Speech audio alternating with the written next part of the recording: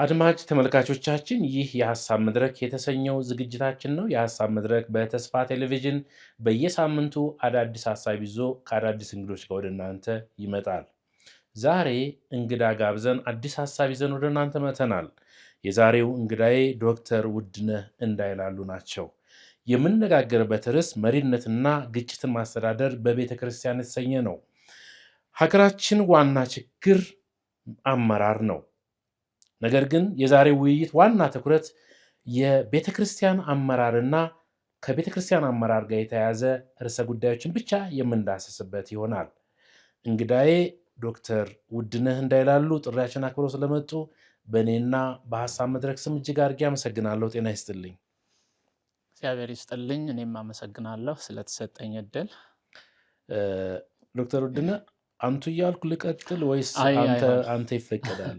አይሆንም። እንደሱ ከሚሆን ፎርማል በሆነው መንገድ ብንጨዋወት ነው የሚሻለው። ከቀረጻ በፊት ባለን ግንኙነት ልክ ነው።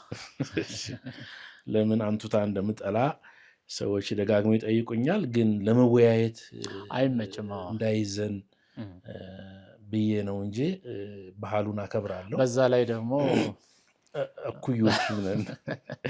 እሱ አልተረጋገጠም፣ ግን እንደዛ እንውሰደው። ቀራረባለሁ። እንግዲህ የዛሬው ርዕሰ ጉዳያችን የሀገራችን ችግር ያው አመራር እንደሆነ ይታወቃል። የሀገራችን ብቻ ሳይሆን ራሱ ዓለም አቀፍ ችግር ብዙ ጊዜ አመራር ጋር የተያያዘ ነው። እኛ ግን ቤተክርስቲያንና አመራር እንዲሁም ደግሞ ግጭትን ማስተዳደርና መምራት ራዕይ፣ ተተኪና ተያያዥ ጉዳዮችን እያነሳን ከዛም ከዚህም ነገር ግን ቤተክርስቲያን አውድ ውስጥ እንቆያለን።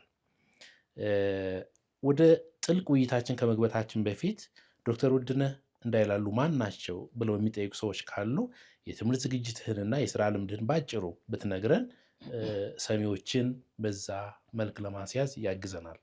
ያው ለአድማጮቻችን በተለይ በጉዳዩ ላይ በቤተክርስቲያን ላይ ስለምንነጋገር ክርስቲያኖች ስለሚሆኑ ወንድማችን አብሮ ጌታን የሚያመልክ ብለው በዛ ደረጃ ቢያውቁ ይበቃል። እንዲሁ ግን ተጨማሪ ነገር ካስፈለገ የስነ መለኮት ወይም የነገረ መለኮት የመጽሐፍ ቅዱስ ትምህርት ቤቶች ውስጥ አስተምሬያለሁ። ለዛ እንዲያገለግለኝ ወይም እንዲያበቃኝ በሚል ትምህርቶችን ፖስት ግራጁዌት ትምህርቶችን ተምሬያለሁ። ፒኤችዲ በክርስቲያን ኦርጋናይዜሽናል ሊደርሺፕ አሜሪካን ሀገር ከሚገኝ ከሚባል ዩኒቨርሲቲ አግኝቻለሁ። እንደገናም ሞር ቢብሊካል የሆነ ነገር ለማወቅ እንዲጠቅመኝ አንዳንድ ጥያቄዎችን ጠለቅ አድርጌ በመመለስ እንዲያስችለኝ ሌላ የዶክትሬት ዲግሪ በማጠናቀቅ ላይ እገኛለሁ። ይሄ ሁሉ እንግዲህ ያው የተሻለ ዝግጅት እንዲኖር ለማድረግ የጣርኩት ነው። ከዚህ በፊት በመሰረተ ክርስቶስ ኮሌጅ አስተምሬያለሁ። የአካዳሚክ ዲን ሆኜም ሰርቻለሁ። በተለያዩ ኢትዮጵያ ውስጥ ባሉ መጽሐፍ ቅዱስ ኮሌጆች ውስጥ ኢቫንጀሊካል ቴዎሎጂካል ኮሌጅ፣ የአዲስ አበባ ባይብል ኮሌጅ የመሳሰሉት ውስጥ በተጋባዥ አስተማሪነትም ሆኜ አገልግያለሁ እና በዛሬው ርዕሰ ጉዳይ ላይም በተለይ የማስተርስ ቲሲስ እና የዶክትሬት ዲሰርቴሽንን በዛ አካባቢ ነው የሰራሁት እና ይሄ እንግዲህ ምናልባት ሪፍሌክትድ ሊሆን ይችላል ስንጨዋወት ማለት ነው። ቴንኪው በጣም ዶክተር ውድነህ። ዋናው የተፈለገው ነገር የምናነሳው ርዕሰ ጉዳይ ከትክክለኛው ሰው ጋር ነው የተነሳው የሚለውን አድማጮቻችን በዛ መልክ እንዲያዩት ነው እንጂ ቤተክርስቲያን ውስጥ የሚኖርን ሚና አገልግሎትና ወንድምነት ነው። ነገር ግን ርዕሰ ጉዳዩ ግን ባለቤት ሲኖረው ጥሩ ነው። በተለይ የኛ መድረክ የመሪዎች መድረክ ነው። ከመሪዎችም ደግሞ በከፍተኛ አመራር ላይ ያሉ ሰዎች ቢሰሙት፣ ቢያደምጡት፣ ቢወያዩበት አንድ ነገር ያገኙበታል ብለን ነው የምናስበው። የምንሰራውም ለነሱ ነው። ብዙሃኑ ቢያየው አንጠላም፣ ቢሰማው ቢያዳምጠው አንጠላም። ነገር ግን እኛ የምንሰራው ለጥቂት መሪዎች፣ ኃላፊነት ላይ ላሉ ሰዎች በእነሱ ዙሪያ የሚነሳ ሀሳብ ለማንሳት ነው ጥረት የምናደርገው። ፕሮግራማችን በየጊዜው አቅሙን እያሳደገ ትኩረቱን ጥልቅ እያደረገ እየሄደ ያለ ፕሮግራም ነው። ግን ዋናው የኛ ፕሮግራም የመሪዎች ፕሮግራም የመሪዎች ፕላትፎርም ነው። ከአንተ የትምህርት ዝግጅት የአገልግሎት ልምድ ጋር በቀጥታ የተያዙ ሀሳቦችን እያነሳን እንሄዳለን። እስኪ እንደ መግቢያ የኢትዮጵያ ወንጌላውያን አብያተ ክርስቲያናት ወይም ደግሞ አማኞች ወይም ደግሞ በጥቅሉ የኢትዮጵያ ቤተክርስቲያን ስንል ወንጌላውያን ማለታችን ነው። እንዴት ታያታለህ አሁን ያለችበትን ሁኔታ? እስኪ ይሄን በጥቂቱ መሰረት አስቀምጠን እነሳ። እንግዲህ ከብዙ አቅጣጫ ከብዙ ዳይሜንሽን አቅጣጫ ልናየው እንችላለን ቤተክርስቲያን አሁን ያለችበትን እንትንና ጠቅለል ያለ አንድ ነገር ብቻ እንናገር ከተባለ አንድ ትዝ የሚለኝ ዛሬ 30 ዓመት እንደዚህ አካባቢ በደርግ ጊዜ ማለት ነው። ከዛ በላይ ነው አክቹአሊ። ትምህርት ቤት ውስጥ እያለን የ3ኛ ዓመት ተማሪ መሰልኩኝና ያኔ ምግብ እየተበላሸ ማለት አልጣፍጥ እያለን እናምጽ ነበርና በዛ ምክንያት የኢሰፓ አባላት የሆኑ ወይም ዋና ዋና ባለስልጣኖች እየመጡ እኛ ከመብላታችን በፊት ይቀምሳሉ ምግቡን ጣዕሙን።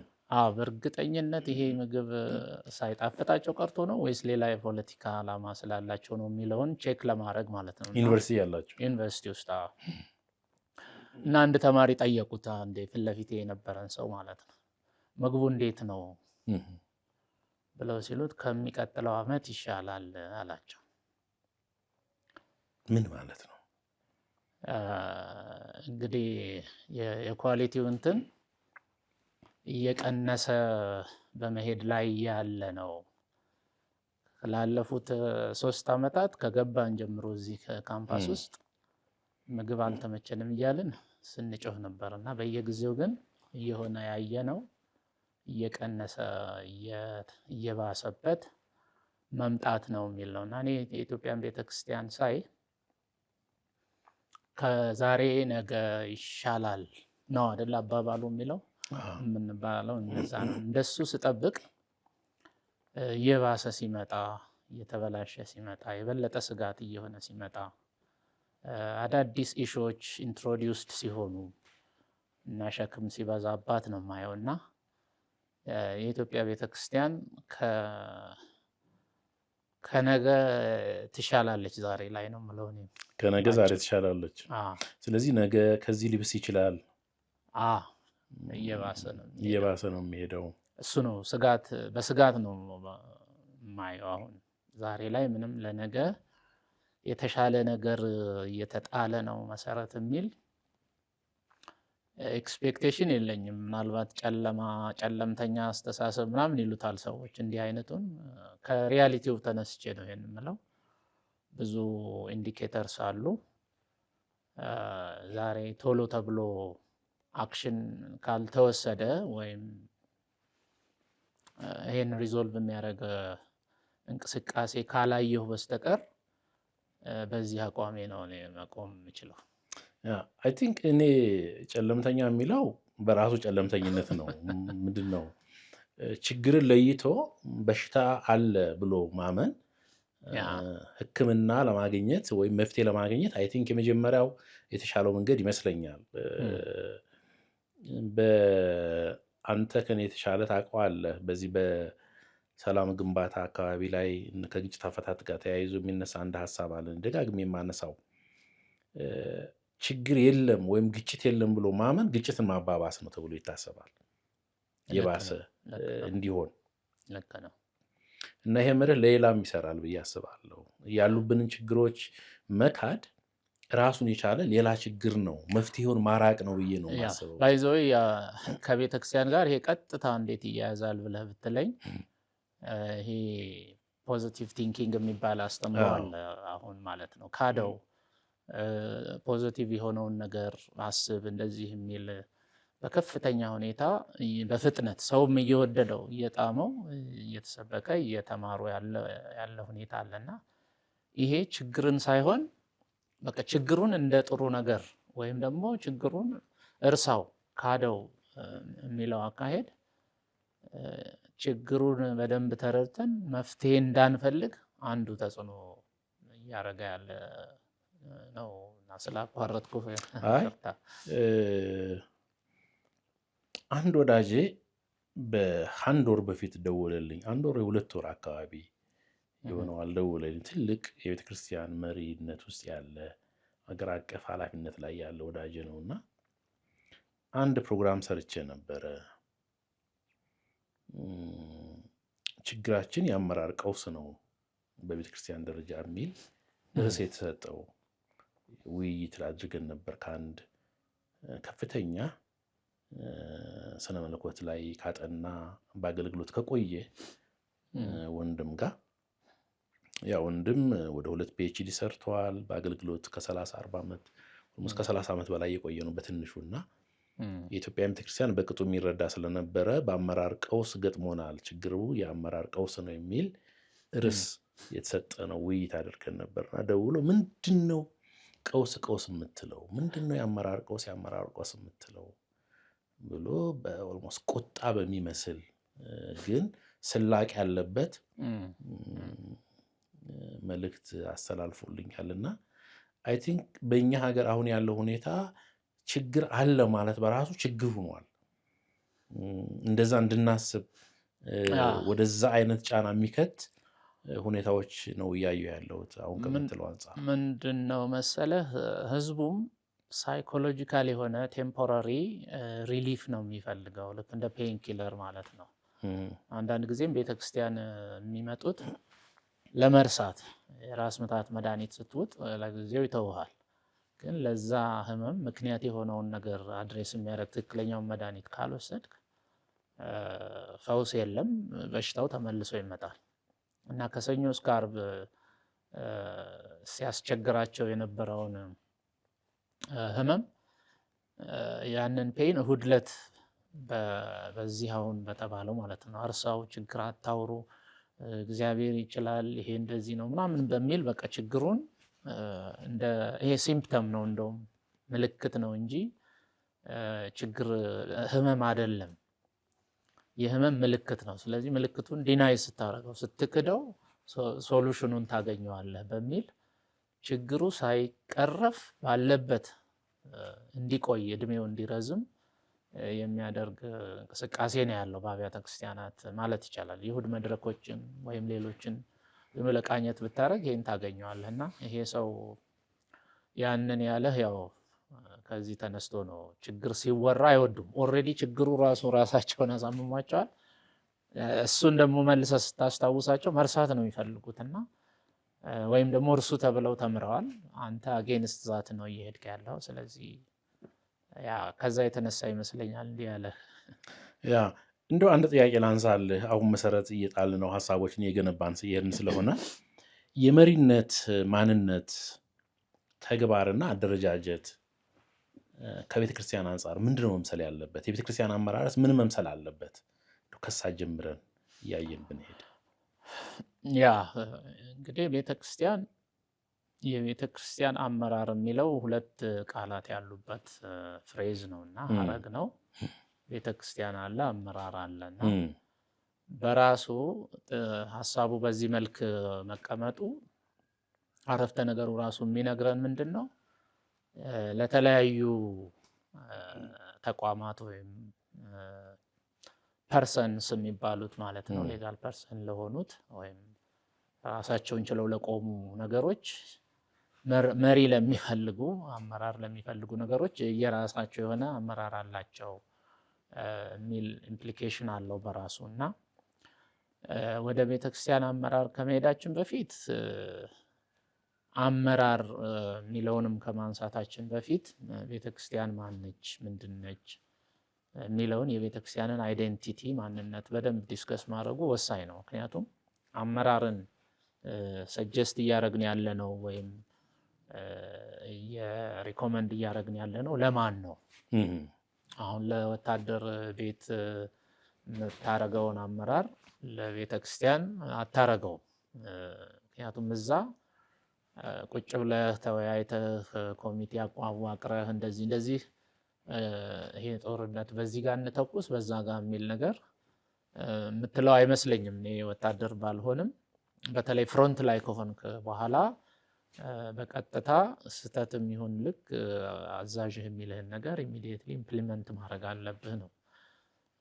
ያ ለየት ያለ አመራር ይፈልጋል። የአመራሩ የታዘዘለት ተቋም ወይም ጉዳይ የሱ ማንነት ለሱ የሚሆነውን አመራር ከመምረጥ አኳያ ወሳኝ ነው። ስለዚህ ቤተክርስቲያን ማን ነች የሚለው ላይ መጀመር አለብን። ከአይዴንቲቲ ነው የሚጀምረው የሚል ትልቅ አንደርስታንዲንግ ነው እኔ ያለኝ ማለት ነው። አቋምም ወስጃለሁ በዚህ ጉዳይ ላይ ማለት ነው። ስለዚህ ማን ነች ከሚለው መጀመር ያለብን ከዛ በደንብ በአጭሩ ካየነው በኋላ ምን አይነት አመራር ይኑራት የሚለውን ቀጥለን እናንሳ ያልከኝ ነው። ልክ ነው። አይ ቲንክ እኔም ያስማማኛል። ወደዛ መሄድ እንችላለን። እና ቤተክርስቲያን ሲጀምር ለቤተክርስቲያን ብቻ ሳይሆን ይሄ ለሁሉም ነው። ምን የሚል አንድ ቫን ጌልደር የሚባል ዘ ኤሰንስ ኦፍ ቸርች የሚል የጻፈ ሰው ለመጀመሪያ ጊዜ ይሄን ቶፒክ ከስሩ ማየት እንድችል የረዳኝ አንዱ ጸሐፊ እሱ ነውና ስፒሪት ፊልድ ወይም ደግሞ ክሬትድ ባይ ዘ ሆሊ ስፒሪት ይላል ቤተክርስቲያን ማነች የሚለውና በመንፈስ ቅዱስ የተፈጠረች አይዴንቲቲ ናት ብሎ ያስቀምጥና ምን ይላል? አጠቃላይ አመራርንም የቤተክርስቲያን ማንነትንም ሲተነትን the church is ይላል መጀመሪያ the church is, the church does what it is, the church organizes what it does ይላል። ምን ማለት ነው? መጀመሪያ ማንነት አለ፣ የቤተክርስቲያን ማንነት። ከማንነት ውስጥ ፋንክሽን ወይም ድርጊት ይወለዳል። ድርጊቱ ኦርጋናይዝ ይደረጋል ወይም ደግሞ ይደራጃል። የተለያዩ ድርጊቶች እዛ ማንነት ውስጥ አሉ። እነዚህ የተደራጁ ነገሮች እነዚህ ድርጊቶች ኦርጋናይዝድ ይሆናሉ። ስለዚህ ከማንነት ድርጊት ከዛ ወደ ኦርጋናይዜሽን ነው ሊኬድ የሚገባው። ሪቨርሱ አይቻልም ነው የሚለው አርጊመንቱ ላይ። ወይም ደግሞ ናቹራልም አይደለም፣ በዛ መልክ ብትሄድ ይበላሻል ነገሩ ነው። ስለዚህ ቤተክርስቲያን ማናት የሚለው ላይ የተለያዩ አስተያየቶች ወይም አስተምሮዎች አሉ። እንደምታውቀው ለአንዳንዶች ቤተክርስቲያን ማለት ህንፃ ነው። ወደ ቤተክርስቲያን እሄዳለሁ ሲሉ ወደ ቤቱ ማለት ነው። ቤት ከሚለውም አተረጓጎም ጋር የተያያዘ ነው። ወደ ቤተክርስቲያን እንሄዳለን ሲሉ ወደ ህንፃው ነው የሚሄዱት። አንዳንዶቹም ሄደው ህንፃው ጋር ወይም አጥሩ ላይ አንዳንድ ቤት ሃይማኖታዊ ስርዓትን ያካሂዳሉ እንደየእምነታቸው ማለት ነው። ግቢ ውስጥ ሲገቡ ዘይ ፊል የሆነ የተለየ ስሜትም ይሰማቸዋል። ምክንያቱም አሁን ቤተክርስቲያን ውስጥ ናቸው። ምክንያቱም ያ ቦታ የተቀደሰ ነው፣ የተለየ ነው፣ በቃ ቤት ነው፣ ይሄ ነው ቤተክርስቲያን ማለት ብለው የሚያስቡ አሉ። ስለዚህ ከፊዚካል ከሆነው ከቁስ ከሆነው ነገር ጋራ አያይዘው የሚተረጉሙት አሉ። አንዳንዶቹ ደግሞ ቤተክርስቲያንን ተቋም ነው ብለው የሚያስቡ አሉ። ኢንስቲትዩሽን ነው ቤተክርስቲያን ማለት ነን ፊዚካል የሆነ ማለት ነው። የሆነ ዲኖሚኔሽኖች አሁን ከዛ አንጻር ጋር ሀሳብ ጋር ይገናኛሉ። ተቋም ቤተክርስቲያን ነው። ስለዚህ ተቋሙ ሊወከል ይችላል፣ ልክ እንደ ፒኤልሲ ማለት ነው። አሁን በንግድ ስትሄድ ተቋሙ ብቻውን ራሱን ችሎ ስብዕና አለው ይላል። ስብዕና አለው። ጥሩ አማርኛ መጣልኝ። አይዴንቲቲ የሚለው ስብዕና በሚለው ይወሰድልኝ እስካሁን ሳወራ የነበረውንም እና ስብዕናው ራሱን ችሎ ተጠያቂ ነው። መክሰስ ይችላል፣ መከሰስ ይችላል ነው። ስለዚህ ያን ቤተክርስቲያን የሚወክለው ሰውዬ ደግሞ እንደ ባላደራ ያንን ወክሎ ተንቀሳቅሶ እሱን አድራሽ እንደ ታክሲ እንደ ትራንስፖርት ሆኖ እንደሚያገለግለው ነው የሚቆጠረውና ስለዚህ ቤተክርስቲያን እንዲህ ብላለች ሲባል ተቋሙ እንዲህ ብሏል እኔ ልነግራችሁ ነው የመጣሁት አይነት እንትን አለና ኢንስቲትዩሽኑ ይሄ ሲባል በቃ ስሙ ለምሳሌ የገሌ ቤተክርስቲያን ገሌት የምትባል ቤተክርስቲያን ሲባል ቸርች ማለት በቃ ያ እንትን ነው ብራንዱ ነው የሚል ቪው አለ ወይም አመለካከት አለ። ሶስተኛው ቤተክርስቲያን ያው ክርስቲያኖቹ ራሳቸው ናቸው፣ የነሱ መሰባሰብ ነው። ኤክሌሲያ ከሚለው የግሪክ ቃልም ጋራ አያይዘው ስብስብን የሚያመለክት ስለሆነ አንድ ላይ መሆን ነው። አንድ አይደለም ቤተክርስቲያን ሁለት ወይ ሶስት በስሜ የምትሰበሰቡበት የሚለውንም ጥቅስ ታሳቢ አድርጎ፣ ስለዚህ የቅዱሳን የአማኞች መሰብሰብ ነው ቤተክርስቲያን። ስለዚህ እነሱ አንድ ላይ ሲሆኑ፣ እነሱ እርስ በራሳቸው ሲያያዙ በቃ ራሳቸው ናቸው ቸርች ሚል አለ። ይሄንን በደንብ ለመንካት እና አንድ አድርጎ ለማየት ሊያስቸግር ይችላል። ግን ፌሎሺፕ በሚለው ይገለጻል። ፌሎሺፕ ኦፍ ቢሊቨርስ የአማኞች ህብረት የሚለው ህብረቱ ነው። ህብረቱ ደግሞ ራሱ ህብረቱ ነው እንጂ ህብረቱንም የህብረቱ ስም አይደለም፣ ወይም ደግሞ ህብረቱ ራሱን ያስቀመጠበት ቤትም አይደለም። ስለዚህ ፌሎሺፑ ነው። ስለዚህ ፌሎሺፑ በተለያየ መንገድ ይተነተናልና፣ ስለዚህ ቤተክርስቲያን እሱ ነው የሚል ደግሞ አንድ አመለካከት አለ። እሱ ነው የሚል አለ እና አሁን ደግሞ ምን ይሆናል መጨረሻ ላይ ሌሎችም ቢዎች ሊኖሩ ይችላሉ። ሰዎች ከዚህ ውስጥ ሰብ እንትና አድርገው የሚያወጧቸው መጽሐፍ ቅዱስ ስለሆነ ደግሞ የኛ መነሻችን ፋውንዴሽኑ ሁሉን ነገር የምንመዝንበት መጽሐፉ የቱን ነው የሚለው ብለን እዚህ ነገር ላይ መስማማት ይጠይቃል። አመራሩ ላይ ዘለን ከመውጣታችን በፊት ማለት ነው። አለዛ ለአንዳንዱ ቤት ከመሰለው ይሄ ፋሲሊቲስ ማኔጀር የቤተክርስቲያን መሪ ነው ሊሉ ይችላሉ። ስታያቸው ደግሞ አንዳንዶቹ እንደዛ ናቸው። ኮንሰርን ናቸው፣ ስለ ህንፃው ነው፣ ስለ ቁሳቁስ ነው፣ መኪናዋ እንዲሆነች ምናምን በዛ ምክንያት ሰውን ሊያጠፉም ሊያሳዝኑም ሊያባርሩም ምን ሊያደርጉም ሁሉ ይችላሉና የቤተ ክርስቲያን የሆነውን ነገር ራሱን እንደ ቤተ ክርስቲያን ቆጥረው የፋሲሊቲስ ማኔጀር እንደሚባለው አይነት ጀነራል ሰርቪስ ምናምን ይሉታል በአንዳንድ ድርጅቶች ውስጥ ይሄ አጠቃላይ ቁሳቁሱን ነገር ኮንትሮል የሚያደርግላቸው እና የዛ አይነቱን ሰው ያመጡና የቤተክርስቲያን መሪ ገሌ ነው ይባላል። ከዛ እሱም ስራውን ይሰራል ይመጣና ማለት ነው። ቤተክርስቲያን ይሄ ነው ብላችሁኛል፣ ይሄው አጽድቼዋለሁ፣ ቀለም ቀብቻለሁ፣ ያረገውን ሁሉ ሪፖርት ያደርጋልና ተቋምም ከሆነ በቃ ተቋሙን እነዚህ ሰዎች የተባሉት ክርስቲያን የምንባለው ሰዎች ያንን ተቋም ለማስደሰት ወይም ደግሞ የዛን ተቋም ብራንድ ኔም በቃ ለመቀደስና ለማፈመስ ፌመስ ለማድረግ የምንጠቀምበት አይነት አካሄድ ይሆናልና ስለዚህ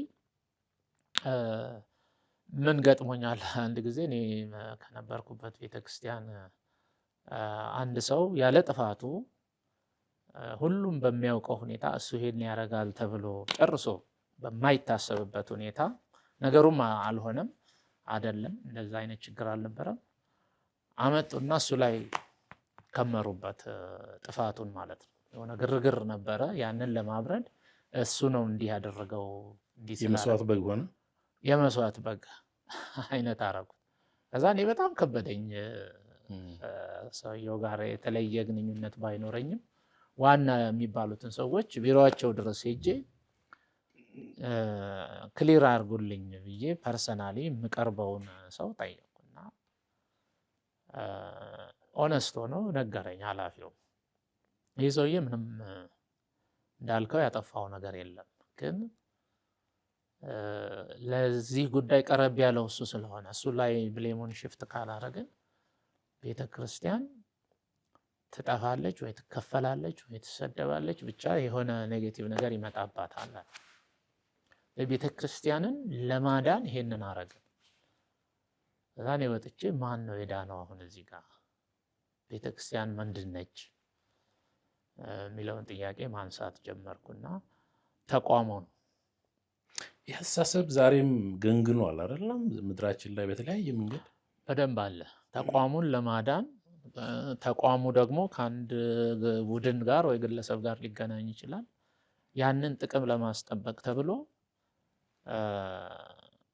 ሪሊ ቤተክርስቲያን የሆነው እኔ ቤተክርስቲያን የክርስቶስ አካል የሆኑት ሰዎች ብልቶች የሆኑት ሰዎች እንደሆኑ ነው ማምነው። መጽሐፍ ቅዱስ እንደዛ እንደሚያስተምር ነው ማውቀው። ብዙዎች በቃላቸውም ቢሆን ቢያንስ ኢንክሉዲንግ እነኚህ ተቋማዊ በተግባር ተቋማዊ የሆኑ ሰዎች እንኳን በቃላቸው በሐሳብ ደረጃ ምናልባት በዶክትሪናቸው ላይ ቤተክርስቲያን ምዕመናን ናቸው ብለው ይነግሩሃል።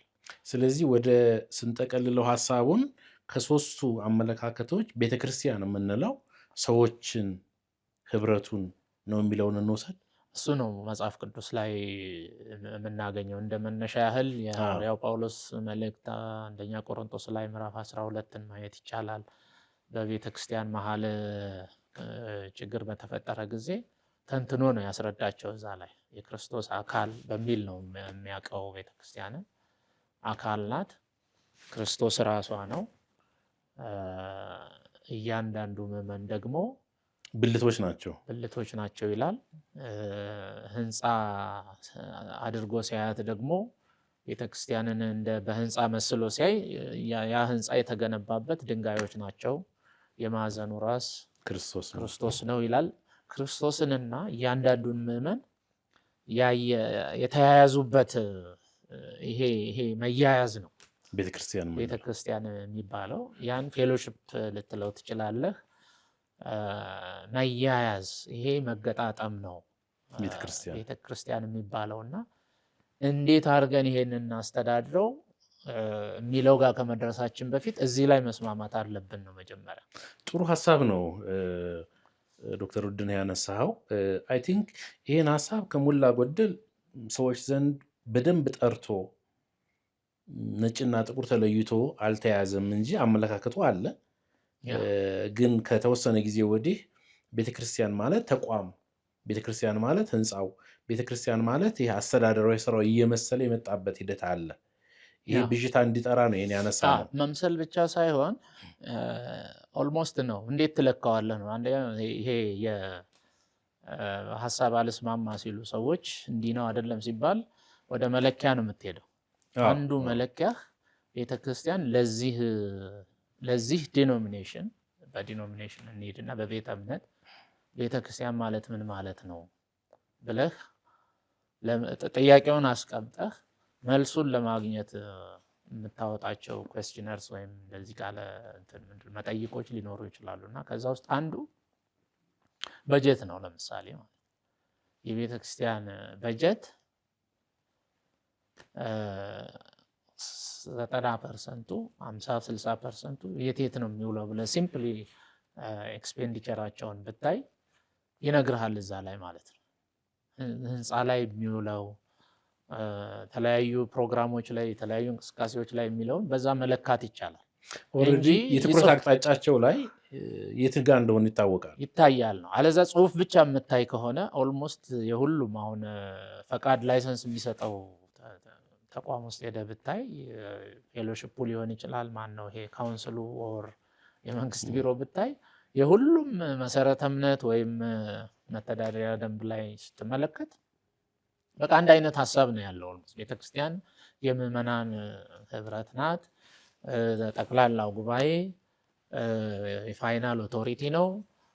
በቦርድ ነው የሚተዳደረው። ቦርዱ ተጠያቂ ነው። ዘመድ ምናምን እዚህ ውስጥ አይገባም። ምናምን በሙሉ ፈርመን የምናስገባቸው ወረቀቶች ኦልሞስት ተቀራራቢ ናቸው። ምናልባት ይሄ ፊደል ወይ የሆነ ነገር ነው ልዩነታቸው። ስለዚህ ምን ነው ከጊዜ አንጻር ወደ ዋናው ነገር ወደሚቀጥለው እንድንመጣ ብዬ ነው እያሳጠር ነው ሂደን ቶሎ ካላል ነው ብዙ እርሰ ጉዳዮች እናነሳለን እና ሰዓትም ኮንሽስ እንድንሆን ብዬ ነው። እኔ አሁን መሰረት አስቀምጠናል። ቤተክርስቲያን ምንድን ነች የሚለውን ከቆሮንቶስ ተነስተህ አሳይተህናል።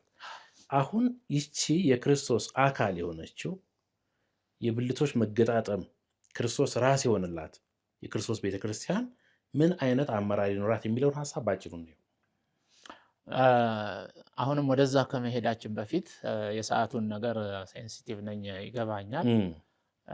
የክርስቶስ አካል የሆኑት ምዕመናን ናቸው ብለን ካልን በኋላ እንደገና ሁለተኛ የሚቀጥል ስቴፕ አለው። እነኚህ ምዕመናን እነማን ናቸው? ምንድን ናቸው? እዛው ቆሮንቶስ ላይ የተቀመጠ ነገር አለ። አንዱ አይን ነው፣ አንዱ ጥርስ ነው፣ አንዱ ጆሮ ነው፣ አንዱ አፍ ነው፣ እግር ነው፣ እጅ ነው እያለ ይተነትናል። ይሄንን ለይቶ የምዕመናኑን ማንነት ለይቶ ማስቀመጥ ይጠበቅብናል። ፋንክሽናቸው ድርጊቱ ጋር ለመሄድ ማለት ነው። አንድ አይነት አይደሉም፣ የተለያዩ ናቸው። የጸጋ ስጦታ ናቸው። ምዕመናን ማን ናቸው ቢባል የክርስቶስ ለቤተ ክርስቲያን ወይም ደግሞ ለአካሉ የሰጣቸው ወይም እዛ ውስጥ የፈጠራቸው የመንፈስ ቅዱስ ስራዎች የሆኑ የጸጋ ስጦታዎች ናቸው። ስንት ናቸው? እነማን ናቸው? ምንድናቸው? የሚለው ሊስት ውስጥ አሁን እዛ ውስጥ መግባት አንችልም። ግን ስለ ጸጋ ስጦታዎች የምናውቀው አለ ሁላችን። የተለያዩ የጸጋ ስጦታዎች አሉ። እነሱ ሊስት ተደርገው ከዛ በኋላ እነዚህ የጸጋ ስጦታዎች በቦታቸው በአካል ውስጥ ሊኖራቸው በሚችል ቦታ በትክክለኛ መገጣጠም መቻል አለባቸው ማለት ነው። ልክ የመኪና ስፔር ፓርት ከውጭ አስመጥተን እዚህ መገጣጠሚያ ብለን እንደምንለው ማለት ነው።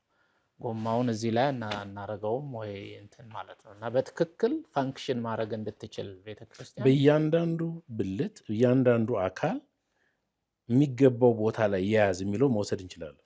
እሱ ኦርጋናይዜሽን ይባላል። እሱኛው ወደ ሁለተኛው ነጥብ ውስጥ መጣን ማለት ነው። ማንነትን የጸጋ ስጦታዎች ናቸው ብለን ምዕመናንን መጀመሪያ የምዕመናን ስብስብ ናት አልን። ከዛ በኋላ እነዚህ የተሰበሰቡ ምዕመናን ማን ናቸው? የጸጋ ስጦታዎች ናቸው አልን። ምንድን ነው የጸጋ ስጦታ የሚለውን ከተነተንን በኋላ የት ጋ ነው እያንዳንዱ መቀመጥ ያለበት ሲባል ያ ወደ ኦርጋናይዜሽን ውስጥ ገባን ማለት ነው። the church does what it is። ድርጊቷ የጸጋ ስጦታዎችን ተግባራዊ ማድረግ ነው፣ እንዲሰሩ ማድረግ ነው። እግር ይሄዳል፣ አፍ ይናገራል፣ አይን ያያል፣ ጆሮ ይሰማል። በቃ ይሄ ሁሉም የራሱን ስራ ነው የሚሰራው። ፋንክሽኑ ሌላ አይሆንም ማለት ነው። በጆሮዬ ካላየሁ ብዬ ካልኩ ሌላ ነገር ነው። ይሄ አካልን ሌላ ዲስሜምበር እንደማድረግ ነውና ስለዚህ ፋንክሽኑ ከታወቀ በኋላ ሁሉም ቦታውንና ጸጋ ስጦታውን ለይቶ ካወቀ በኋላ ቦታው ላይ ማስቀመጥ ያ ኦርጋናይዚንግ ነው። ኦርጋናይዜሽን ተፈጠረ ማለት ነው። አካሉ ቢልድ ተደረገ ማለት ነው። ከዛ በኋላ ወደ አመራር ውስጥ ስንመጣ ወደ ጥያቄ ካለ ወደ ዝርዝሩ በኋላ ልንመጣ እንችላለን። የቤተክርስቲያን ራስ ክርስቶስ ነው። የአካል ብልቶች የየራሳቸውን ስራ ሲሰሩ ይሄ አካል የተፈጠረበት አፈጣጠር ደግሞ እግዚአብሔር እንደፈጠረው ከሆነ አንደኛ ቆሮንቶስ ምዕራፍ 12 ቁጥር 22 እስከ 25 አካባቢ መሰለኝና አካልን ይላል ማለት የአካል ብልቶችን እግዚአብሔር አገጣጠመው ይላል። ይሄ ነው ስትራክቸሩን ራሱ ኦርጋናይዜሽናል ስትራክቸሩን ራሱ እግዚአብሔር ሁሉን በየቦታው አምጥቶ ሲያስገባ ያንን ግጥምጥሞሽ የሚሰራው ራሱ እግዚአብሔር ነው። ሰዎች አይደሉም ወይ የሆነ የማኔጅመንት ፕሮፌሽናል አይደለም መጥቶ ኦርጋኖግራም ሰርቶልን ከዛ በኋላ እዚህ ጋር የሆኑ ሰዎች አንጡ ተብሎ ከዛ ማይቀመጥ ብለህ ብድግ ያረክ እዚህ ያርገ ይሄው ቦርዱ ተፈጥሯል እንትኑ ተፈጥሯል የምትለው አይደለም። ራሱ ናቹራሊ በተፈጥሯዊ ማንነቱ የእያንዳንዱ የጸጋ ስጦታ ተፈጥሯዊ ስልህ እግዚአብሔር የሰጠው የጸጋ ስጦታ እሱ የፈጠረው ቦታው ላይ ሄዶ ሲሰካ የኦርጋናይዜሽኑ ተፈጠረ ማለት ነው። ቅርጽ ያገኛል። መልካም። ከዚህ ተነስተን እንደው ባጭሩ ቤተክርስቲያን ምን አይነት አሁን አፈጣጠሯንም ማንነቷንም ስትራክቸሯንም አየን። ስለዚህ እንደው በአንተ ግንዛቤ ወደ ሌላው ሀሳቦች ስላሉን የምናነሳቸው ወደዛ እንድንሄድ በአንድ ቃል ግለጸው ብልህ ምን አይነት አመራር እንዲኖራት ነው የምታስበው? የክርስቶስ ራስነት እና በክርስቶስ የተገጣጠመች በሱ የተፈጠረች ማንነቷ ራሱ ያ ማንነት የሚመራት ነው የምትሆነው ማለት ነው። ምንም የተለየ ያ እንትኑ ከተፈጠረ በኋላ ሰው ሆኖ ተጸንሶ 3 ወር 2 9 ወር ተብሎ ሲወለድ ሕፃኑ እንዴት ያልቅስ ብለህ እንዴት ጡት ይጥባ ብለህ እንትን አትለውም። ራሱ ተፈጥሯዊ ስለሆነ ራሱ በራሱ የመመራት እና የመሄድ የመንቀሳቀስ ባህሪ ያለው ማለት ነው። ዋናው ያንን የማገጣጠሙን ስራ ሪኮግናይዝ ማድረግ ነው። እግዚአብሔር ለፈጠረው ስትራክቸር እና ስርዓትና ስጦታ እውቅና ሰጥቶ ያንን ተቀብሎ መኖር ነው አመራር ለኔ እንጂ ሰውን እንዲህ አልቅስ እንዲህ ብላ እንዲህ ብላ እንኳን ማሳየት ይቻላል። ግን ማቹሪቲውን ታሳያለህ። አሁን ጳውሎስ ጢሞቴዎስን በአንተ ያለውን የጸጋ ስጦታ አነሳሳ አይነው እዛ ውስጥህ እንዳለ በአያትህ በቅድመ አያትህ እያለ ከተናገረ በኋላ ኢንከሬጅ ታደርጋለህ። ያ ፓስተሩ ስራ ነው እሱ። እንዲያድጉ እንዲበስሉ ማድረግ መሪ የሚለውም በኋላ ላይ ምናልባት ካነሳ ነው በስሎ ፊት ለፊት ያለ የተሻለው ሰው ነው መሪ የምትለው እንጂ የእሱ ተመሳሳይ። ወደ ሌላው ጥያቄ እንድንሄድና እንዲፍታታ ሀሳባችን እስኪ መሪነትን ባጭሩ አብራራለህ። መሪነት ብዙ ዴፊኒሽኖች አሉ። ባይዞ ከቤተክርስቲያን አንጻር መሪ ለኔ ሪሌሽንሽፕ ኦፍ ኢንፍሉዌንስ የሚለውን ዴፊኒሽን ነው የሚይዘው። የኔ ፐርሰናል እንትን ሳይሆን ሌሎች ኦተሮችም የሚቀበሉት ነውና መሪነት የግንኙነት ተጽዕኖ የመፍጠር ግንኙነት ነው። እኔ በምፈጥረው ተጽዕኖ ምክንያት ከሌሎች ጋር ያለኝ ግንኙነት ነው ፊት ለፊት የሚያስቀምጠኝ ማለት ነው። ፊት ለፊት የሚታይ የሚሄድ ወደሱ ሰዎችን አትራክት ማድረግ የሚችል ወይም መቻል መሪነት ስለሆነ የጠየቀኝ ሰውየውን አይደለም። መሪነት ማለት ሰዎችን የሚመሩ ተከታዮችን ሰዎች ከመል ተከታዮችን ኢንፍሉዌንስ አድርጎ እነሱ ላይ ተጽዕኖ ፈጥሮ ወደ ራሴ መሳብ ማንነት ነው ወር ብቃት ነው። አሁን ይሄኛው ሌሎችም ይጋሩታል ከቤተክርስቲያን ውጭም። አሁን በቤተክርስቲያን ውስጥ ተጽዕኖ የፈጠረ ሰው ሁሉ መሪ ነው ማለት እንችላለን። እንደው ትንሽ ነገር እሷን ትክክል ነው። ምንድነው ከልምዱ አሁን ካለው ልምድ ስትነሳ ተጽዕኖ የፈጠሩ ሰዎች ሁሉ መሪዎች ናቸው። የተወሰኑ ሰዎች ኢንፍሉዌንስ ያደርጋሉ። የማን ኢንፍሉዌንስ ይበዛል ያንሳል የሚል ካላወዳደርክ በስተቀር በየዘርፋቸው በየሌቭላቸው መሪዎች ናቸው። ተጽዕኖ የፈጠረ ሁሉ ከዛ አንጻር መሪ ነው ሊባል ይችላል። እንደ ስብስብ ደግሞ አንድ ላይ ሆነህ ደግሞ ሪኮግኒሽን ትሰጣለህ። ሪኮግናይዝ አድርገህ እንደየቤተ እምነቱ የምርጫ የአመራር የአሰራር ሁኔታ ወይ ፐርማነንትሊ ይሄ ሰው አንዴ ኢንፍሉዌንሻል ከሆነ ፎሬቨር ይሆናል ብለህ ካመን ለዘላለም ትሾመዋለህ። ካልሆነ ደግሞ ተርም ተፈጥሮ እንትን ታደርጋለህ እና ያ ሪኮግኒሽን ነው። ለጠራኋቸው ስራ ጳውሎስና ለዩልኝ እንዳለው የመለየት ስራ ይሆናል እንጂ ሁሉም መሪ ነው ማለት ይቻላል በኢንፍሉዌንሱ ሌቨል። እንደው አንድ ጥያቄ ላንሳልህ። ቅድም ስንነሳ የኢትዮጵያ ቤተክርስቲያንን ገጽታ በሆነ ልታሳየን ሞክረሃል። አንተ የምታየውን ከነገ ዛሬ ይሻላል በሚል መንገድ አሳይተናል። ብዙዎች የኢትዮጵያ ቤተክርስቲያን የመሪነት ስብራት ገጥሟታል ብለው ያስባሉ። ዶክተር ውድነህ የረዥም ጊዜ አገልግሎት ልምድ አለ ኢትዮጵያ ቤተክርስቲያን ላይ በተለያየ ኃላፊነት በመምህርነት ይሄ ምርምር በማድረግ ሪሰርችን በመስራት ለፒኤችዲ እና ለማስተርስ ፕሮግራም ከዛ በፊትም ላለው የትምህርት ዝግጅትህ የተለያዩ ጥናቶችን አድርገሃል። ኢትዮጵያን ቤተክርስቲያን ትረዳለህ። የኢትዮጵያ ቤተክርስቲያን የወንጌላውያን ማለት ነው የመሪነት ስብራት ገጥሟታል የሚለውን ሀሳብ ትገዛዋለህ? ከዛ በኋላ ሌላውን አስከትላለሁ። እገዛዋለሁ። ከዛ የባሰ ነገርም ነው እኔ የምለው። የአይደንቲቲ ክራይሲስ አለባት ብዬም ነው የምናገረው። ቅድም እንዳልኩ ማንነቷን በአግባቡ ተረድታ እንደ ማንነቷ የተደራጀች ባለመሆኗ ምክንያት ቀውስ ውስጥ ነው የነበረችው። ያ ቀውስ ደግሞ እየጨመረ ነው የመጣው። ለዛም ነው እኔ ከሚቀጥለው ዓመት ይሻላል አሉ የሚለውን የተማሪውን ምላሽ ቅድም የነገርኩህ። ስለዚህ የመሪነት ስብራቱ አንዱ መገለጫው የማንነት ቀውስ ነው። ከዛ የመነጨ ነው። ይሄ ከሆነ ለመሪነት ስብራትና ለማንነት ቀውስ የዳረጋት መንስኤ ምንድን ነው ብለህ ነው የምታስበው? ኢግኖራንስ ነው ማለት አንዱ ሆን ብለው እናጣማት፣ አወላግደን እንፍጠራት፣ ሌላ ሼፕ እንስጣት ብለው የሰሩ የቤተክርስቲያን ሰዎች አሉ ብዬ ለማመን ይከብደኛል። ከኔ እይታ ውጭ የሆኑ እንዲህ አይነት እንቅስቃሴዎች ሊኖሩ ቢችሉም ኮምፕሊትሊ ሮል አውት ባታረገውም ማለት ነው። ግን ባለማወቅ የኢትዮጵያ ቤተክርስቲያን በተለይ ኢቫንጀሊካሉ በሚሽነሪዎች የተመሰረተች ናት።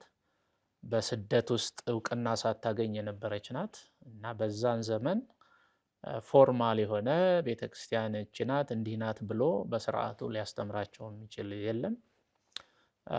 እንደ ወፍ አራሽ በለው በዛ መልክ ያደገች ነች። በተለይ በኮሚኒስቱ ስርዓት ጊዜ ተቋማዊ እውቅናም ስላልነበራት በስርዓቱ ተደራጅታ ሰዎች እየተማሩ እንደዚህ የሆኑ ሳይሆን ልክ ወላጅ አልባ ልጆች አደጉ መንገድ ዳር አደጉ እንደምትለው በዛ መልክ ራሷን እንዲሁ እንደ ሪምናንት እንደ ቅሬታ ዘር ጫካ ውስጥ እንዲህ ከሆነ አይጠፋም እንደሚባለው በዛ መልክ የቆየች ስለሆነች በዛ ውስጥ ሰርቫይቭ ያደረገች ስለሆነች ተጣማ በማደግ ብዙ ሊስተካከሉ የሚገባቸው በልጅነት በተለይ አንዳንዱ ነገር ስብራት እንዲህ ሲገጥምህ ልጅ ስትሆን ይስተካከላል።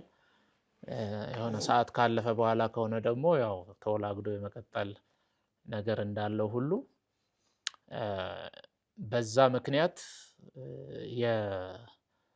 የእውቀት ማነስ በወቅቱ አውቀውት ችግሩን መፍትሄ ለመስጠት ባለመሞከሩ ምክንያት አንዴ የተጀመረ ነገር በዛው እየቀጠለ የሆነ ውጭ ሀገር ያለ ዲኖሚኔሽን ይመጣል፣ የእነሱን ነገር ተከትለን እንሄዳለን። እሱ ነው ለእኛ ልክ፣ ሌላ አናቅም።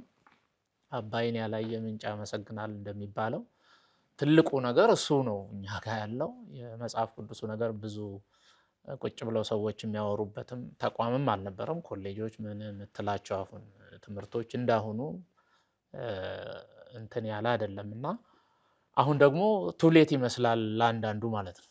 ብዙ ከቆየ በኋላ ከሸመገለ በኋላ ስብራቱን ለመጠገን ስትሞክር ያለው አይነት ቻሌንጅ ነው ያለው እና ለእኔ ትልቁ ኢግኖራንስ ነው ብዬ ነው የማስበው። የእውቀት ማነስ፣ ያላዋቂ ሳሚ እንደሚባለው አይነት በዛ መልክ ፍሬም እንዲሆነች ቤተክርስቲያን ስለተረከብን አሁንም እኛ እጅ ብዙ ሳይስተካከል ስለሆነ ያለው ይሄው በዛው የመቀጠል እድል አለው ብለው ለዛ ነው። እንደው የእውቀት ችግር ነው እሱን እኔ ልግዛው። ግን በዚህ ዘመን ቤተክርስቲያን ውስጥ ለቁጥር የሚታክቱ አዋቂ ነን የሚሉ ሰዎች በጣም የበዙበት ነው። አሁን የእውቀት መለኪያ ምንድን ነው? ራሱን የቻለ ያነጋግራል። እውቀት ምንድን ነው በራሱ? የእውቀት ችግር ነው ስንል የትኛውን እውቀት እያልን ነው የሚለው እሱ ራሱ። ግን እንደው አንተ ያልከውን ለመረዳት ብዙ አልተቸገርኩም እና በዚህ ዘመን ብዙ ሰዎች እንግዲህ እውቀት ዲግሪ ከሆነ እውቀት ፒኤችዲ ከሆነ እውቀት ማስተርስ ከሆነ በትምህርትም ያገኙ አሉ፣ የሚገዙም አሉ። ሁለቱም አሉ ቤተክርስቲያን ውስጥ። ምንም እንትን አይደለም፣ የአደባባይ ሚስጥር ነው ይሄ። እና ብዙ አዋቂ የሚመስሉ ሰዎች ቤተክርስቲያን ውስጥ የሚተራመሱበት ጊዜ ላይ ሆኖ የእውቀት ችግር ነው ማለት እንዴት እንችላለን? ዶክተር ወደ በጣም ጥሩ ጥያቄ ነው። እንግዲህ እኔ የእውቀት ማነስ ወይም ችግር ነው የሚለውን ሞር አፕላይ ያደረግኩት መነሻው ላይ ነው። መነሻው ላይ ብዙ እውቀት አልነበረም። አሁንም የምናውቀውን ያህል አናውቅም ነበር። አሁን ካወቅን ለምን አላስተካከልንም? አሁን ካወቅን ደግሞ ላለማስተካከል አንደኛ የኛ ካልቸራችን ታውቃለህ፣ አሮጌውን ነገር የቀደመውን ነገር የድሮውን ነገር አፕሪሼት ማድረግ ነው በጣም የሚወደው። አሁን አንድ እቃ የሚሸጥ አለ ቢባል ሰውየው አንተ እንድትገዛው ለማደፋፈር ሲሞክር የድሮ እቃ ነው እንዳያመልጥህ ይላልና የኛ ኦልድ ኢዝ ጉድ የሚል ነው የኛ ካልቸራሊ ያለው ተጽዕኖ ማለት ነው። አዲስ ነገር የመፈለግም ነገሩ አንደኛ አድካሚም ስለሆነ አክሰሱም ስለሌላቸው ብዙሃኑ ማለት ነው። እሱ ካልቸራል የሆነው ባህላዊ የሆነው ተጽዕኖ እሱ አለብን በኮንቴክስታችን ማለት ነው። ለምንድን ነው ይሄን ያልኩ? እኔ ውጭ ሀገርም ያለውን ሁኔታ ታዝቤ ሰምቼም አይቼም የገባኝ ነገር ነው። እነኛ ጋር ስትሄድ ኒው ኤንድ ኢምፕሩቭድ ነው በቃ ማስታወቂያቸው ማለት ነው። የትናንቱን ተዉት ነው። ይሄን ሶፋ የድሮ ነው በጣም በጥሩ እቃ የተሰራ ነው ምናምን ብዬ ነው እኔ የማስተዋውቀው። እነሱ ግን መቼ ነው የተገዛው? ኦልድ ኢዝ ኖት ጉድ። የሰውም ኦልድ የእንትንም ኦልድ አይፈልግም አሁን ትውልዱ ማለት ነው። የእነሱ ጥሩ ነው ማለት አይደለም። የድሮው ነገር ሙሉ በሙሉ መጥፎ ነውም አይደለም። እና ምንድነው ፖይንቴ? ካልቸሩ እኛን ሼፕ ያደረገን ካልቸር ሁል ጊዜ የድሮውን አፕሪሼት እንድናረግ ወደኋላ እንድንመለስ አሁን የምታየው ነው። በሴኩላሩም አካባቢ ካልቸርህን የአባቶች የአያቶች ይሄ አንሴስተር ወርሽፕ የሚል አለ። አሁን በአፍሪካውያንም ዘንድ ብትመጣ የአባቶቻችን የሚል ወደኋላ እየተመለሱ ነው። እና ሞር ይሄ ኢስተርኑ ካልቸር የድሮ ነገር ላይ የመጣበቅ ባህሪ አለው። ስለዚህ የአሁኑ እውቀት አሁን ብዙ እውቀት አለ እንዳልከው። በእርግጥ በወረቀትና በፒኤችዲ በምናምን የምትለካው አይደለም። አለን የሚሉ ወረቀት የያዙ ሁሉ ያውቃሉ ማለት አይደለም። በየፊልዳቸው የሚያውቁት ነገር ሊኖር ይችላል። አሁን ሁሉም ውስጥ ስለምንገባ ነው። እኔ ሊደርሺፕ አጠናና በቲዎሎጂ አጥንቻለሁ። ባይብል ካልተነተንኩ እላለሁ። ባይብል አጥንቼ ደግሞ ሶሺዮሎጂ አንትሮፖሎጂ ጋር ካልሄድኩ እላለሁ። እና ፕሮፌሽናሊዝም ብዙ ራሱ አንደርስታንድ ያደረግነው አይመስለኝም። ቅድም እንዳልኩህ ነው። የጸጋ ስጦታዎች ራሱ በየቦታቸው መሰካካት አለባቸው። አንዱ ሌላው ውስጥ በማይገባበት ሁኔታ ራሱ እግዚአብሔር እንዲህ ነህ ብሎ በፈጠረውና በሰጠው መሄድ አለበት ካልኩህ ጋርም ይገናኛል። ያሉት አዋቂዎች የራሳቸውን ፕሮፌሽን ከማጉላትና ሞር ሰርቶ እንትኑን ከማሳመን ይልቅ እዛው የመቆየትም ነገር አለና ይሄ ቻሌንጅ ይመስለኛል። እንደ ጥያቄ ጋራ ምናልባት ተገናኛ ጥሩ ነው። በደንብ ነክተኸዋል። በተለይ የኛ ማህበረሰብ ትላንት ናፋቂ መሆኑ እና ለአዲስ ነገር ለመቀበልም ዝግ መሆኑ አዲስን ነገር እንደ ችግርም ማሰቡ በደንብ ያሳያል። መጽሐፍ ቅዱስ በእርግጥ የትላንቱን ነገር አታስቡ የድሮውን ነገር ተው ነው አዲስ ነገር አድርጋለሁ ይላል። ማለት ለአዲስ ነገር እንድናስብ የሚያበረታታ መጽሐፍ ነው እጃችን ላይ ያለው። ግን የኛ ባህል ተጽዕኖ አለው የሚለው ነገር እና በራሱ እውቀት ምንድን ነው የሚለው እንግዲህ በጣም ሰፊ ስለሆነ እዛ ውስጥ ለመግባት ትንሽ አንችልም ለጊዜው። ግን አሁንም ከዚህ ነገር ጋር እናንሳ። ብዙ ጊዜ ስትራቴጂ እና ቪዥን ላይ ትኩረት አደርጋለህ ከሰው ጋርም ስታወራ ስለ ራዕይ፣ ስለ ስትራቴጂ ግንዛቤው አለ። አንደኛ ትምህርትህም ሊደርሺፕ ስለሆነ አሁኑ ከቤተክርስቲያን አውድ አንጻር ተነስተን የኢትዮጵያ ቤተክርስቲያን ስትራቴጂያዊ መሪነት በሌላቸው ሰው እጅ ወድቃለች ብለው ብሶት የሚያነሱ ሰዎች አሉ። መሪዎቹ ስትራቴጂያዊ እይታ የላቸውም። አንዳንዶቹ ቁሳዊ ናቸው። የሚረኩት በቁስ ነው። የሚያስደስታቸው ቁሳዊ ነገር ነው። ሌሎቹ ደግሞ በጣም በዕለታዊ ፕሮግራም ላይ ብቻ ያተኮሩ ናቸው። ከዚህ የተነሳ እንደ ወንጌላውያን ስትራቴጂያዊ አመራር የሚሰጥ ኢትዮጵያ ውስጥ የለም። ቁልፍ ችግራችን እሱ ነው ብለው የሚያስቡ ሰዎች አሉ። ይህን ሀሳብ ትገዛዋለህ? ትክክል ነው። ምናልባት እንግዲህ በተለያየ መንገድ ሊገልጹት ይችላሉ ሌሎቹ። እኔ ይሄን ሀሳብ የምረዳበት መንገድ ምንድነው? መሪዎች ስትመራ የምትመራውን ህዝብ የሆነ ቦታ ለማድረስ ነው የምትመራው። አንተን እያዩ ነው የሚሄዱት። አንተ የምትረግጥበት ላይ እየረገጡ ዱካህን ነው የሚከተሉት። አንተ ረግጠኸው ስላለፍክ ስጋት የለባቸውም። ፊት ለፊትም እያየህ የምትሄደው አንተ ነህ። እና መሪ ማለት ነገን ዛሬ ላይ ሆኖ የሚያይ ነው፣ በኔ እይታ ማለት ነው። ነገን ዛሬ ላይ አይቶ ወደ ነገ ሰዎችን የሚመራቸውን ሰዎች ይዞ መሄድ የሚችል ማለት ነው። ለዛ ነው ስትራቴጂክ መሆን አለበት የሚባለው። ነገ ምንድነው ያየው ይሄ ሰው?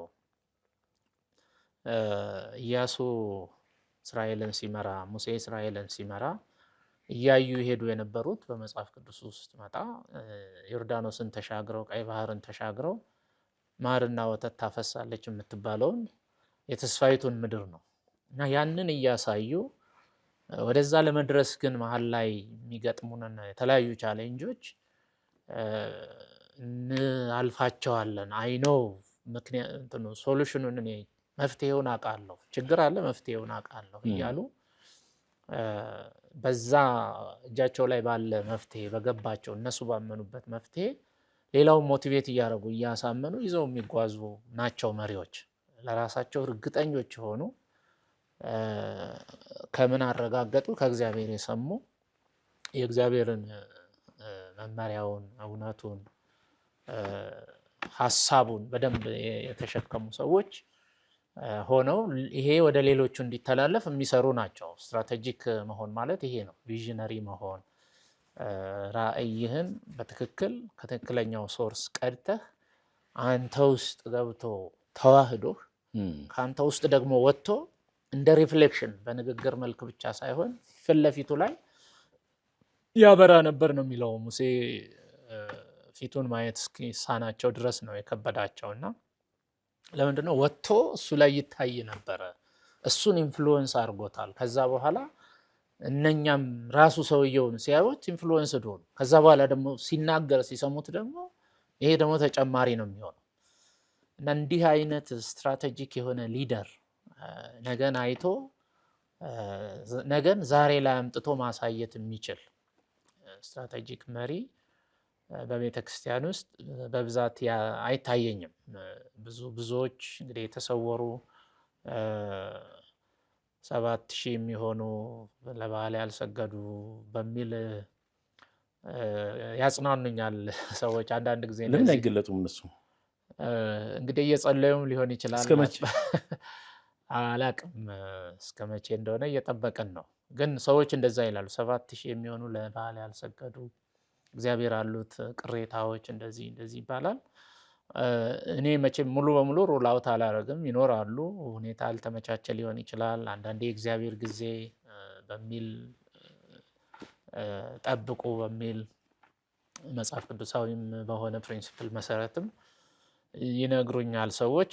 አንዳንዴ ለራሴም እንደዛ ይሆን እንዴ እያልኩ ጥያቄ ጠይቃለሁ። መቼም ሁሉም ነገር እርግጠኛ ስለማትሆን ማለት ነው። እና እንዲህ አይነት ሊደሮች ፊት ለፊት ግን አይታዩም። ለምን አይገለጡም ያልከው ስላልተገለጡና ስላላየህ ሊሆን ይችላልና እሱ ነው። እኔም እይታዬ እንደሱ ነው። ስትራቴጂክ የሆነ ሊደርሽፕ ሾርቴጅ ወይም እጥረት አለ።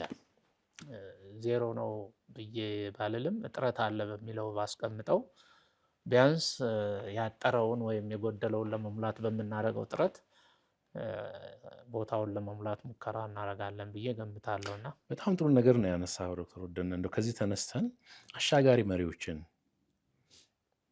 ለመፍጠር ማለት ለማዘጋጀት፣ በተለይ የመሪ ዝግጅት ላይ ብዙ ታስባለህ፣ ብዙም ትናገራለህ። እናንተ ተተኪ መሪዎችን ለማዘጋጀት፣ አሻጋሪ መሪዎችን ለማዘጋጀት፣ ነገን የሚፈጥሩ፣ ነገን የሚመሩ፣ ነገን የሚተነብዩ፣ ነገን የሚያሻግሩ መሪዎች ለማምጣት ምን አይነት መንገድ መሄድ አለብን? ምን አይነት ስልት እንከተል እንደ ቤተክርስቲያን?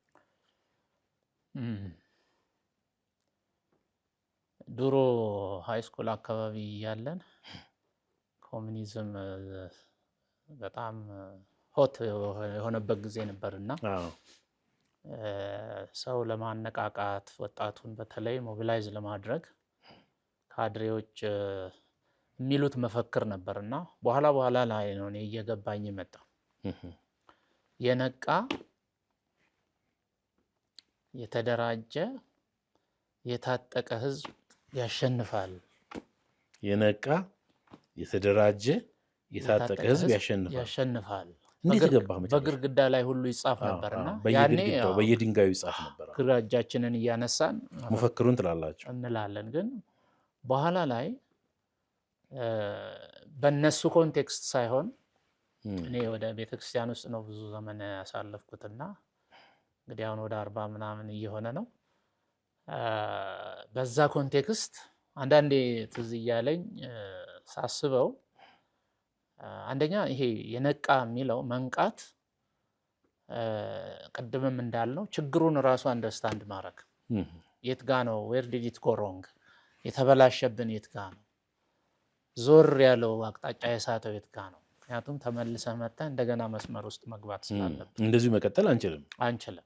መስመር መንገድ ውስጥ መግባት እንድንችል ያንን የሚያነቃንን እውቀት መረጃ ፓርት ኦፍ አስ የሆነ በኢንፎርሜሽን መልክ መጽሐፍ ላይ የምናነባው ሳይሆን እኛነታችን ውስጥ የገባ እኛ አካል የሆነ ራሱ እውቀት መረዳት። እውቀት ስል እንግዲህ ትንሽ አምታች ቃል ነው። መረዳት ይሄ አቋም የምትሞትለት አቋም ማለት ነው። የምትኖርለት በቃ የምትኖርለት። ለምንድን ነው የምትሞትለት ያልኩት? ይሄንን አቋም ጣል ብትባል ኖ የምትልበት ማለት ነው። መስዋዕትነት የምትከፍልለት እንደማለት። ስትኖርበት ሊያስጥሉ የሚሞክሩ ሰዎች ቢመጡ በቀላሉ ሐሳብ የምትለውጥና መስመር የምትቀይር ከሆነ ያንተ አይደለም ማለት ነው። ፓርት ኦፍ ዩ ከሆነ ግን አብሮህ ነው የሚሞተው። ስለዚህ የምትሞትለት በቃ ለዚህ እኔ እሞታለሁ የምትልለት ጽድት ያለ አቋም በጣም ሪቫይቭ የሚያደርግህ የሚያነቃቃ የሚያዘምርህ የሚያዘልልህ ቢብሊካል የሆነ መጽሐፍ ቅዱሳዊ የሆነ መረዳት የመጀመሪያው ነው። ይሄ ሲኖርህ ይሄ በሙላት ሁሉም ውስጥ ሲሰርጽ መንቃት የሚባለው እሱ ነው። የነቃ እነሱም ያኔ ማንቃት ስራ ብለው በዚህ በርዕዮተ ዓለም ማለት ነው ስሞል ግሩፕ ፈጥረው መስከረም መጽሔት ምናምን የተለያዩ ነገሮች እናጠና ነበር። ያንን ወጣቱን እንደየደረጃው በየቀበሌው በእድሜው በጾታው ከፋፍለው ሲያስተምሩ የማንቃት ስራ ነበር የሚሰራው። ኔክስት ማደራጀት ነው የሚሉት። ማደራጀት ማለት አብረህ ስትሆን ነው። እኔ ብቻዬን ነቅቼ ዝም ብዬ በወዛወዝ ንፋስ ይመጣና ይጥለኛል። አብሮነት የግድ አስፈላጊ ነው። አብረህ ደግሞ መያያዝ አለብህ። ኔትወርክድ መሆን አለብህ፣ ወይም ደግሞ ቤተክርስቲያን መሆን አለብህ። ወደ ቶፒካችን ስንመጣ ማለት ነው። አሁን ቤተክርስቲያን የሚባሉት ወይም ተቋማት ወይ ዲኖሚኔሽን የሚባሉት ውስጥ ሁሉም አንዱ ወደዚህ ይጎትታል፣ አንዱ ወደዛ ይጎትታል። የሆነ ስዕል አለ፣ አህዮች ሁለት አህዮች አንድ ምግብ እዛ ጋር አንድ እዛ ጋር ሆኖ ይሄን ለመብላት ስትጎትት ይችኛዋ ምን ሲጓተቱ ሳይበሉ የሚቀሩበት ማለት ነው። ቢስማሙ አብረው ቢሆኑ ሁለቱም እዚህ መጥተው ይሄን በልተው ከዛ እዛም ሊበሉ ይችላሉ ተከፋፍለው ማለት ነው። እና ይሄ ኦርጋናይዝድ መሆን ይሄ የነቁት ሰዎች አንድ አይነት መረዳት ይሄንን ሐሳብ የገዙ ሰዎች አንድ ላይ ሲሆኑ ተደራጁ ማለት ነው። ከዛ በኋላ ትጥቅ የሚለው እነሱ በውትድርና ቋንቋ ነው። ያኔ ለማንም ለምንም አይበገር መከላከያ ሰራዊት እንገነባለን ከሚለው ጋራ እና ብዙ መሳሪያ የዘመናዊ መሳሪያ ከመታጠቅ ጋር ነው ያኔ ሲሉ የነበረው። ወደ ቤተክርስቲያን ስታመጣው የታጠቀ ማለት አስፈላጊው ሪሶርስ ለዛ የሚያስፈልገውን ሪሶርስ ያለው ማለት ነው። ኤቭሪቲንግ ይሄን ለማድረግ የሚያስፈልግና ከዚህ ቀውስ ውስጥ ለመውጣት ቤተክርስቲያን የመጀመሪያ የሚያስፈልጋት ቤተክርስቲያን ራሷ ማን እንደሆነች መረዳት፣ ከዛ ማንነት ውስጥ የሚወጡትን ፋንክሽንስ ወይም ተግባራት ለይቶ ማውጣት፣ በእያንዳንዳቸው ላይ በቂ ግንዛቤ ሰጥቶ ሰዎች በዛ ማንነታቸው በዛ ስጦታቸው እንዲያድጉ ማድረግ፣ ከዛ በኋላ ያንን ኦርጋናይዝ ስታረገው ተፈጠረች ማለት ነው እና እዛ ስራዋን ትሰራለች።